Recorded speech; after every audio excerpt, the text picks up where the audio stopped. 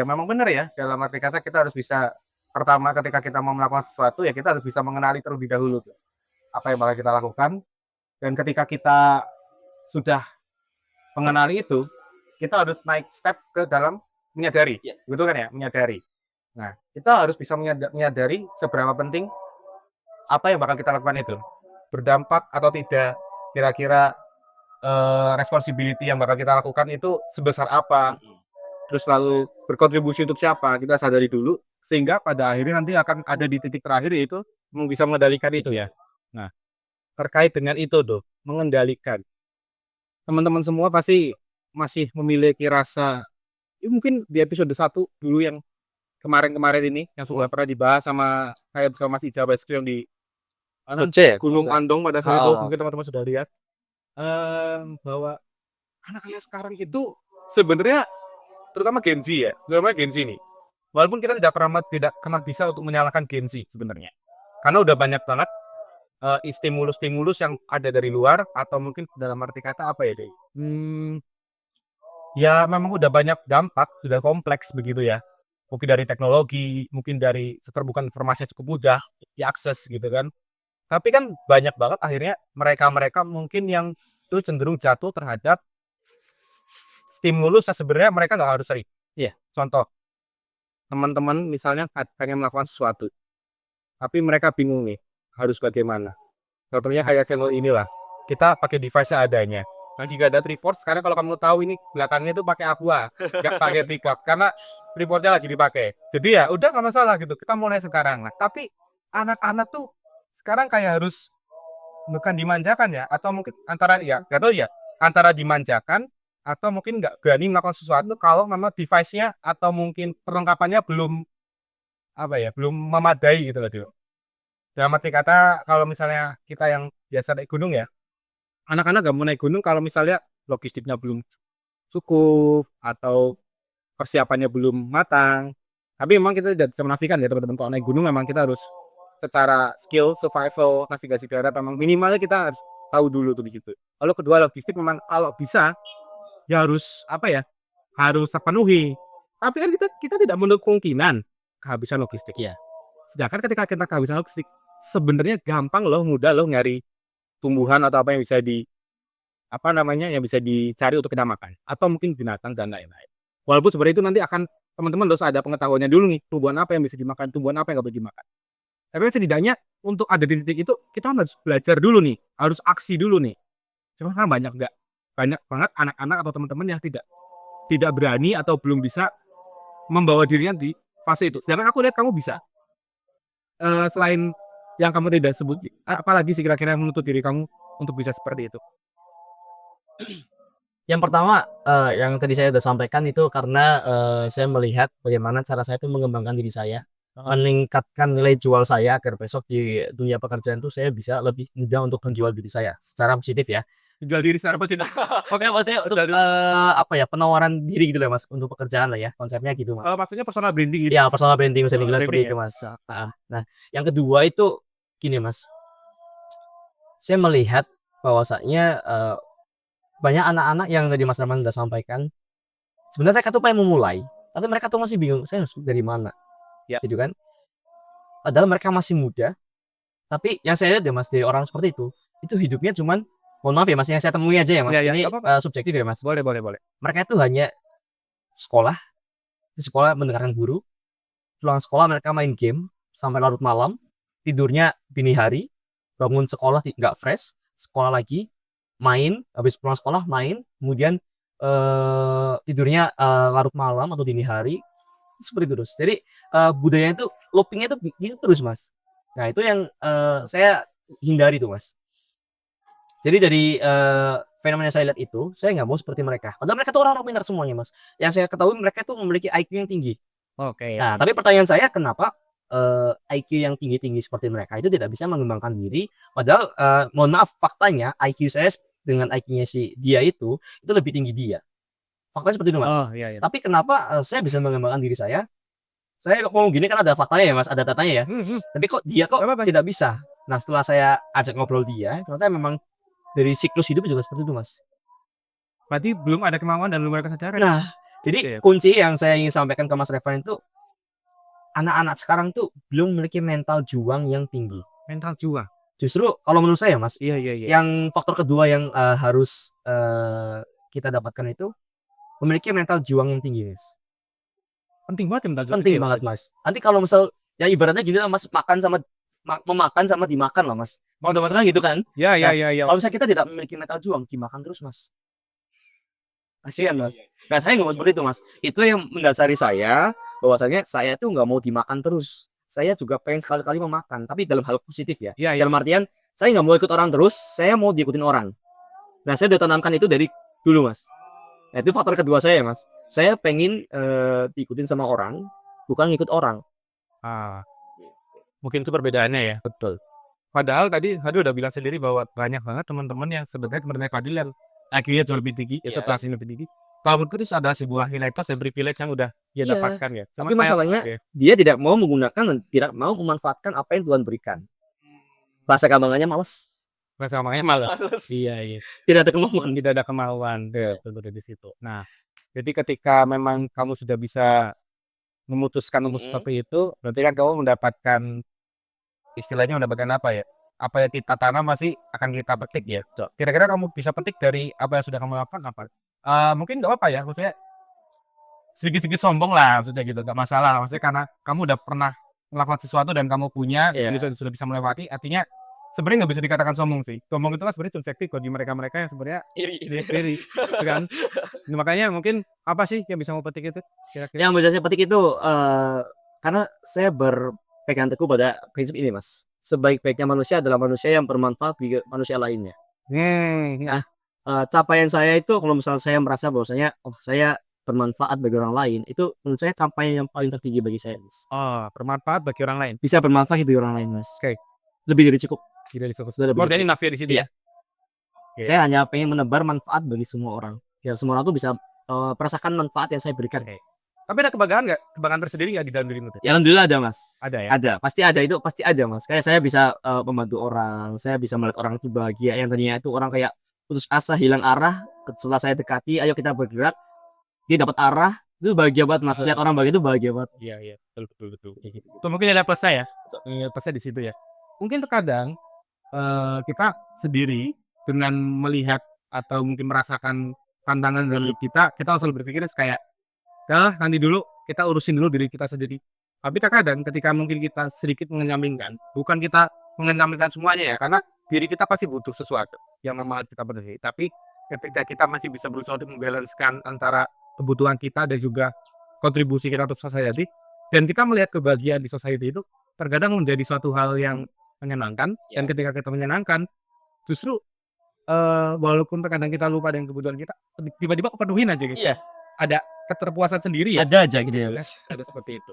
Nah, ini aku mungkin ada lanjut nih ke pertanyaan yang selanjutnya ini. Kan ini kan tadi pembahasan tentang diri kamu secara progresif ya, maksudnya menjadi person yang progresif person nih. Ada nggak sih tantangan terutama dalam apa ya namanya ya, Dinamika.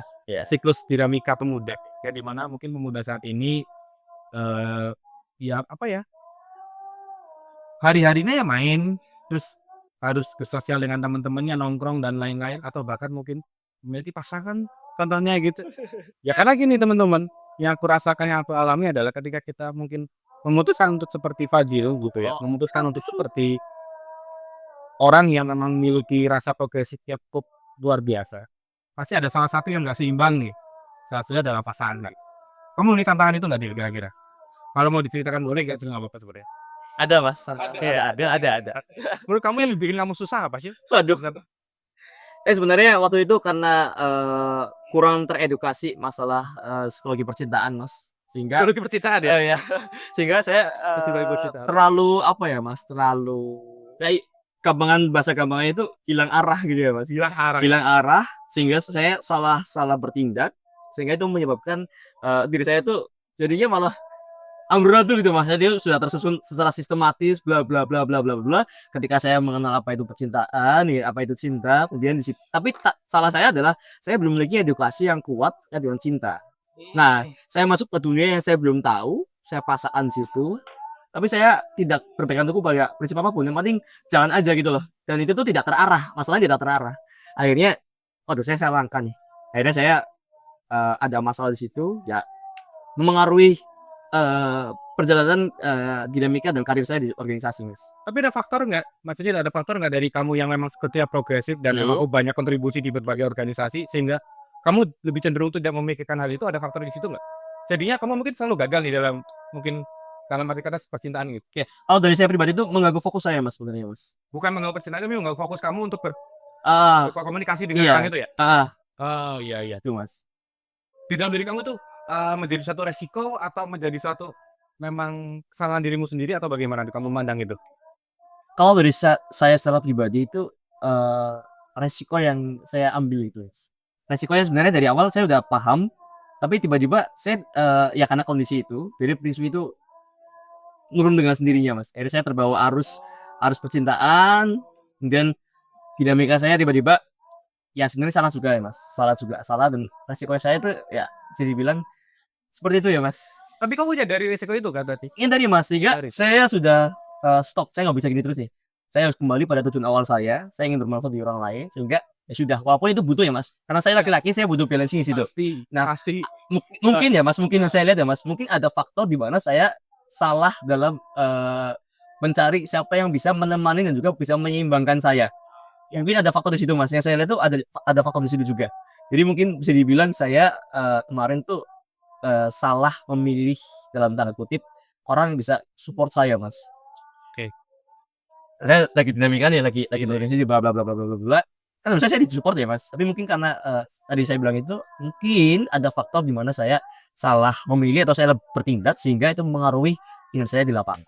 Mmm, Kinerja saya di lapangan dipengaruhi juga. tapi ada sisi di mana kamu menerima dan kamu sebenarnya tahu resiko ya itu betul. iya. Jadi kalau buat misalnya teman-teman nanya, "Jadi baiknya gimana, Dil?" Kamu bakal bakal menyarankan teman-teman seperti apa? Karena kan sebenarnya kontradiktif ya, maksudnya ketika kita mungkin tidak seperti kamu gitu, yang memang ya udah hidup kita main-main aja, enjoy, kita nongkrong ya nongkrong, habis itu ada teman cewek ini, karena kita memang fasenya gitu ya, Dil, ya. Kita saat ini usia terutama remaja akhir menuju dewasa awal itu ya fasenya mencari kenyamanan, ibaratnya kalau di psikologi, kalau dalam piramida Maslow ya, itu kan ada istilahnya love and belongings. Kita ingin memenuhi kebutuhan cinta kita dan kebutuhan keberlangsungannya kita, love and belongings-nya kita. Itu kan adalah normal ya, kalau secara psikologi itu normal. Tapi kira-kira nih, kira-kira kalau misalnya ada teman-teman yang nanya, "Dit, kamu bakal ngomongnya gimana sih?" Simpelnya gini, Mas, kalau dalam dunia ini ya, Mas, Hmm. lebih baik lebih baik dipersiapkan tetapi tidak digunakan daripada ketika kita menggunakan tapi nggak siap. Oke. Lebih baik disiapkan tetapi tidak digunakan daripada digunakan tetapi tidak siap. Tapi ketika ada orang yang nanya gini gimana? Tapi kan Dil, kalau misalnya kita dihadapkan oleh dua pilihan antara peluang karir dan juga kecintaan, bukankah kita harus mengorbankan salah satunya daripada kita memilih kedua-duanya tapi hancur kedua-duanya? Betul. Itu gimana? Nah, kalau saya ya, Mas, di usia saya seperti ini, Heeh. setelah saya pikir-pikir, apa sih yang saya kejar kan? Nah, di usia-usia remaja awal seperti saya itu, Mas, kan Kamu udah remaja akhir kayaknya? udah remaja akhir ya, Mas? Remaja Saya akhir. sekarang 19, berarti udah remaja akhir Remaja maksudnya? akhir, Wah, remaja akhir. Jadi, yang saya pikirkan ya, Mas, awal waktu itu emang saya tuh pengen senang-senang sama, perempuan yang bisa mencintai saya, kemudian mencari keseimbangan gitu ya, Mas. Iya. Awalnya seperti itu mikirnya, Mas, tapi setelah saya pikir-pikir lagi, ternyata sepertinya bukan ini kebutuhan saya gitu loh, Mas. Jadi kalau misalnya ditanya, Oke. bagaimana baiknya, itu subjektif ya, Mas, sebenarnya. Masing-masing orang punya pemahamannya sendiri-sendiri gitu ya, Mas. Tapi kalau dari saya pribadi, jika bandingkan atau dihadapkan dengan masalah seperti itu, saya akan melihat kembali, kira-kira saya sudah mampu, sudah siap apa belum? Seperti konsep saya di awal tadi, Mas, lebih baik disiapkan tapi tidak digunakan, daripada digunakan tapi tidak siap. Jadi gampangannya, kalau kita mau terjun ke dunia percintaan, minimal kamu pahamin dulu lah psikologi percintaan bagaimana. Minimal kamu siapkan dulu, panaskan dulu diri kamu secara emosional, secara finansial, secara apapun untuk menghadapi masalah itu, Mas. Jangan sampai kita mati konyol. Misal kita mau naik gunung nih, Mas, kita mau naik gunung karena kita FOMO gitu, ibaratnya FOMO. Oh, iya iya. Ih, gunung ya, banyak orang yang foto-foto sana, wih pemandangannya bagus, bla bla bla, dan kita nggak tahu nih obstacle apa aja ada di atas sana. Akhirnya kita bawa alat seadanya aja, bawa barang pribadi, malah kita bawa barang yang nggak penting ke atas gunung sana dan kita malah qadarullah cilaka, bahasa Indonesia itu celaka. Celaka. Iya, celaka di sana. Ya udah, kita nggak bisa ngapa-ngapain lagi karena kita nggak punya apa-apa di situ. Nah, kalau kita mempersiapkan dulu sebelumnya, kita naik ke atas dan nggak ada apa-apa, ya nggak apa-apa, yang penting kita aman. Nah, tapi nggak Mas? Berangkat selamat, pulang selamat Iya. akhirnya. Jadi memang pengantaran untuk kita selamat sebenarnya kita cuma mempersiapkan itu berarti ya. Ke asal kita cuman melihat pengennya kita apa, tapi kita harus benar-benar mengkonsepkan perjalanannya, mempersiapkan perjalanannya sehingga kita menimbulkan perjalanan yang aman sehingga ketika kita balik kita juga aman juga. Betul, Gitu ya. itu konsep yang saya pegang. Jadi seperti itu ya resikonya. Jadi memang sulit ya itu memang di pemuda bakal menjadi apa ya? Suatu pemilihan yang akan sedikit membingungkan sebenarnya. Cuman memang kebingungan itu bisa selesai ketika kita sudah memilih sendiri gitu kan ya. Iya. Sesuai dengan nama channel tadi, mulai sekarang ya. Jadi mulai sekarang ya harus kita putuskan apa yang kita mau. Jadi ya udah itu yang kita pilih. Terlepas nanti ada risiko, terlepas nanti ada obstacle apapun itu, ya udah jalanin aja. Gitu ya. Harus terima itu ya. Nah, terkait dengan penerimaan Bina terakhir nih, terkait dengan menerima. Terkadang nih, teman-teman semua di luar sana, begitu pula saya pribadi atau bahkan Padil sendiri pernah merasakan ketika kita sudah memilih, kita sudah memberikan decision dalam suatu problem untuk memutuskan kita bakal seperti A, B, atau C. Terkadang ini pun sudah dibahas sebenarnya di episode 2 mengenai tentang idealisme itu prinsip atau persetan sih. Nah, gitu kan. Nah, jadi itu kan akan mencoba untuk menggugah idealisme kita. Sebenarnya hal-hal semacam itu akan menggugah idealisme kita. Cuma pada saat itu Mas Ical pernah bilang nih, terkadang idealisme itu tidak tidak sama dengan realita yang terjadi Ya. dalam diri kamu. Bagaimana cara kamu bisa menerima itu? Sebelum menerima mungkin kita masuk dulu ke fase di mana kita dipertemukan dengan beberapa pilihan. Oke, Oke? Jadi kan kita kan berarti yang Mas Revan maksud itu ketika kita sudah memilih bagaimana cara kita menerima. Tapi saya masuk dari awal dulu Mas. Jadi bagaimana cara kita memilih dan menerima. Nah, yang saya lakukan ketika ada dipertemukan dengan beberapa pilihan itu, yang pertama yang saya lakukan adalah sadari dulu saya di mana, posisinya di mana nih Mas. Oke. Ya. Karena saya sudah berkegiatan, sudah berdinamika di beberapa ya bidang-bidang gitu ya Mas. Oke. Akhirnya saya mendapatkan banyak variabel-variabel kehidupan. Yang dimana itu bisa jadi pertimbangan bagi saya Mas. Nah, mungkin bukan kesalahan ya, mungkin kekurangan yang belum dimiliki sama beberapa orang itu karena mereka belum pernah menemukan variabel-variabel kehidupan yang sedemikian rupa. Gampangnya gini Mas, kita belum walaupun kita belum pernah menghadapi, tapi karena kita memiliki jejaring, kita memiliki pengalaman-pengalaman dari orang lain atau bagaimanapun itu ya Mas, kita bisa tahu ketika kita menghadapi posisi seperti ini kita harus apa. Ya. Nah, jadi karena ada pengantar dari situ, ketika kita dihadapin dengan beberapa pilihan, kita bisa memilih yang terbaik bagi diri kita itu bagaimana. Sampai situ dulu Mas. Oke. Yang kedua, kenali dulu diri kita siapa Mas. Kenali diri. Jadi kan kita posisi di mana ya Mas. Yang kedua, kenali diri kita siapa. Setelah kita paham sama diri kita itu siapa, saya Fadil siapa, saya seperti apa, dan saya tuh bagaimana sih orangnya. Nah, setelah kita paham dengan diri kita sendiri, setelah kita mencintai diri kita sendiri, baru kita bisa memilih mana yang terbaik bagi saya, mana yang dunia yang bikin saya itu nyaman, enjoy dan lain-lain. Sehingga saya tidak merasakan kayak contoh gampangnya salah jurusan atau aduh saya salah memilih ini dan lain-lain. Tapi ketika kita dihadapkan dengan posisi yang kayak seperti yang Mas Revan tanyakan, ketika kita sudah salah memilih atau kebetulan lagi apes aja gitu ya Mas. Pas ya fleset. Nah, bagaimana cara kita menerima? Ya. Kalau dari saya pribadi ya Mas, yang pernah dijelaskan sama psikolog saya itu memaafkan. Memaafkan apa yang sudah terjadi. Yang berlalu biarlah berlalu dan sekarang kita fokus pada diri kita sendiri Mas. Masalah waktu sebenarnya itu Mas. Past is past, present is present. Iya. Yang lalu ya sudah, karena sudah seperti itu mau bagaimana lagi. Dan kita jangan sampai terlarut karena usia kita tuh usia produktif yang dimana kita harus bergerak terus, move terus Mas. Jangan sampai kita kayak aduh udah gini udah susah. Gimana ya? Nah, orang-orang kalau dari fase seperti ini tuh biasanya langsung pada aduh gitu lah. Pasrah. Nah, saya tidak seperti itu Mas. Ketika saya dihadapin dengan posisi seperti itu, bagaimana caranya? Saya menemukan celah di mana saya bisa bergerak. Mau dalam kondisi apapun. Tapi kuncinya gini Mas, ketika saya mau ambil analogi. Ketika saya berdiri di samping sungai dan saya apes-apesnya dijodohin sama orang ataupun jenuh sendiri. Oke. Nah, ini kan masalah dimakan dan memakan ya Mas. Iya. Barangkali ada orang yang mau menjodohkan saya. Saya dijodohin ke sungai, kemudian situ saya tenggelam. Nah, kuncinya sebenarnya Mas, kalau bisa kita tenggelam, itu kuncinya tenang. Yang pertama tenang. Setelah kita tenang, kita kendalikan diri kita, Mas. Ya kan? Kita bisa mengendalikan diri kita, kemudian kita bisa menepi dan kita bisa berdiri lagi. Nah, jadi kalau misalnya ditanya bagaimana cara kita menghadapi kondisi seperti itu, yang pertama memaafkan, yang kedua tenang. Dalam kita menyikapi semua hal itu tenang. Tenang, biar kita bisa berpikir kita harus apa. Kemudian Sorry, gimana? potong. Walaupun terkadang ketenangan itu juga bisa menjadi satu pertimbangan ya, karena resisten mentalnya orang beda-beda. Betul. Nah itu ya, karena ada beberapa orang yang di tekanan besar masih bisa resisten, masih bisa merasionalkan pikiran dan Betul. logikanya sehingga apa istilahnya, mendapatkan solusi-solusi dan juga skema-skema untuk menyelesaikan problemnya sampai pada akhirnya solve tuh problem. Tapi ada beberapa orang yang nggak resisten di situ. Jadi dalam arti kata, aduh, bingung nih mau ngapain Iya. dan lain-lain. Tapi oke, itu salah satu saran juga bahwasanya kita harus tetap tenang di apapun kondisinya gitu ya dulu ya.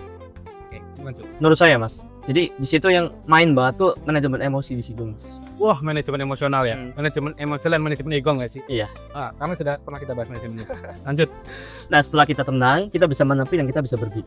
Dan kita bisa melihat. Oh iya, kita tenggelam ya. Tapi kita bisa bangkit dan kita bisa bergerak lagi. Gampangnya seperti itu, Mas. Jadi itu yang bisa saya sampaikan dari pengalaman yang singkat ini.